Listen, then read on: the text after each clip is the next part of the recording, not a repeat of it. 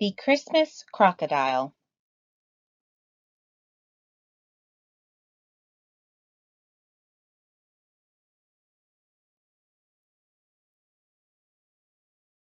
The Christmas Crocodile by Bonny Becker, illustrated by David Small.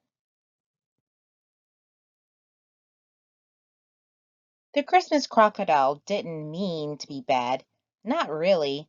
Alice Jane found him on Christmas Eve under the tree. He wore a red bow around his neck. It was lovely, except he ate it.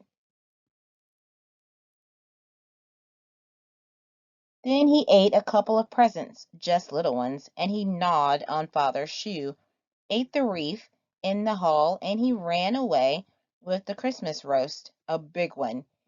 He was eating up Christmas, and no one knew what to do with him. Send the beast to Africa, huffed Uncle Theodore, who had once hunted game there. He must be put in an orphanage, fretted Aunt Figgy, who worried a lot, especially about orphans. Lock him in the back room, Alice Jane instructed Father, while we consider the situation. Better give him the pumpkin pie, said Mother. He still looks hungry. Alice Jane crossed her arms and tapped her toe while the Christmas Crocodile slunk into the back room. She closed and locked the door with a firm click. But then she thought she heard him sniffling in there. Not feeling hungry after all, she slipped him the pineapple upside-down cake along with the pie.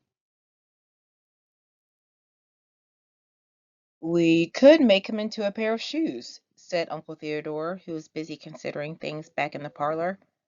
"Or a pet for some orphans," said Aunt Figgy. "I wonder whose presents he ate," said Cousin Elwood, who had finally finished eating all the fudge the crocodile had missed and could now speak. "He's nice," said Alice Jane. "Maybe we could keep him." "Unheard of!" protested Aunt Figgy. "But it's Christmas," said Alice Jane. "Irrelevant," harumphed Uncle Theodore. "He's just a little hungry, that's all," said Alice Jane. "Perhaps the zoo could take him," said Father worriedly. "He needs a real home," cried Alice Jane. "We'll think about it, dear," said Mother, and she sent them all to bed. The Christmas Crocodile didn't mean to be bad, not really, but in the middle of the night he ate through the back room door, swallowed 29 crumpets on the kitchen counter, a box of pralines, 1 fruit cake, 5 golden oranges, the left stovetop burner, and a plate of ginger star cookies. They were for Santa. Then he crept upstairs. One door was open just a bit. He nuzzled it open a bit more. Inside, he found tasty talcum powder, a feather boa that tickled his tongue, and a swig of perfume. Just right. Then he found 10 pink toes. He sniffed them. He licked them. Yum. He took a teeny tiny bite. Ah! Ah! Aunt Figgy's scream shivered cobwebs in the attic and made the dust dance on a bottle of wine in the cellar. "I'll save you!" roared Uncle Theodore, waking with a start from a dream about cannibals. "Run for your lives!" shrieked Cousin Elwood. "There's blood!" gasped Aunt Figgy, pointing to a pinprick of red on her little toe. "Where is he?" sighed Mother. The Christmas Crocodile didn't mean to be bad, not really.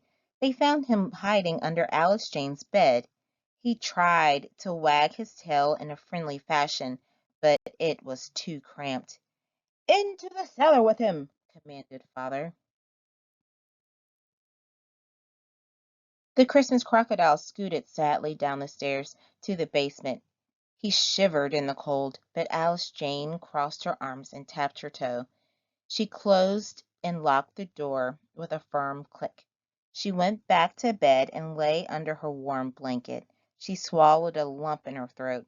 Somehow it didn't feel like the night before Christmas anymore. She slipped out of bed, her blanket held close, and crept quietly down the stairs to the basement.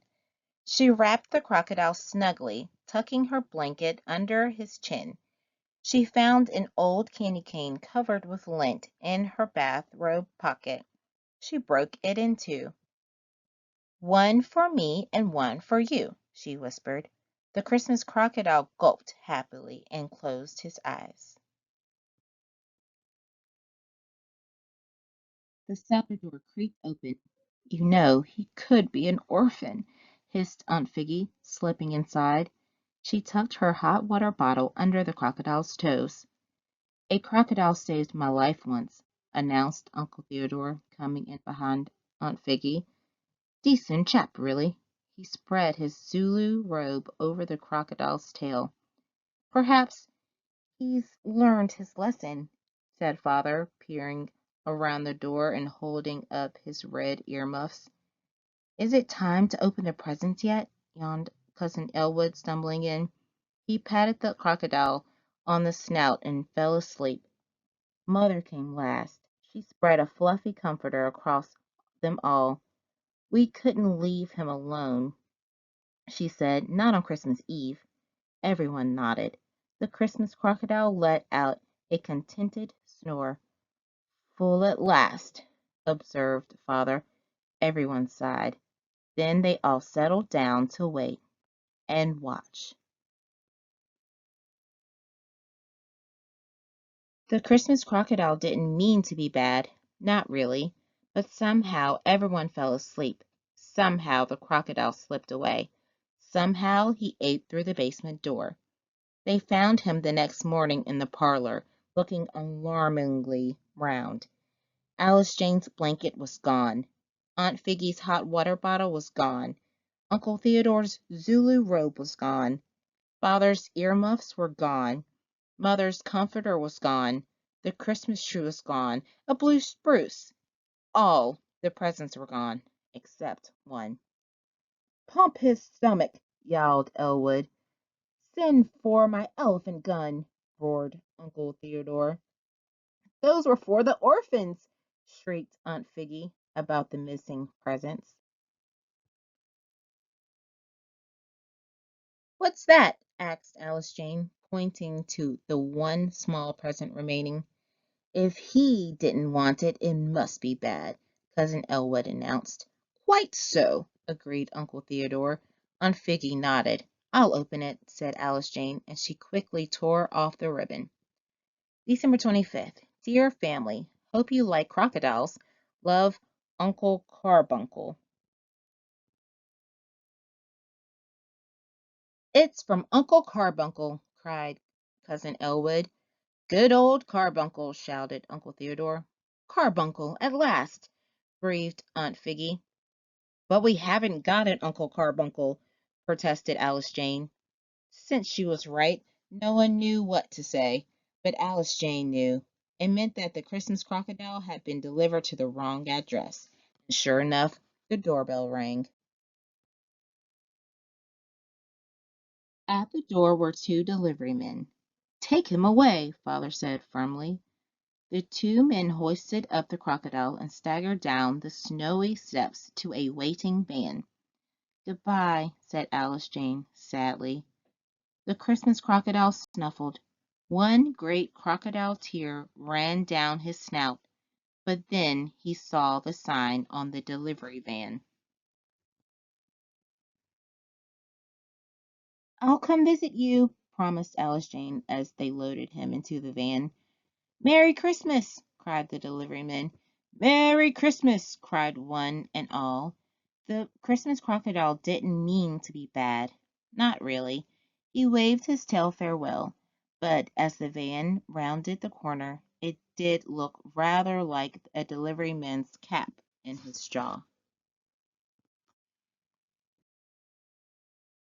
"Well," sighed Mother, "peace at last." "Yes," agreed everyone, except Alice Jane, who didn't say a word.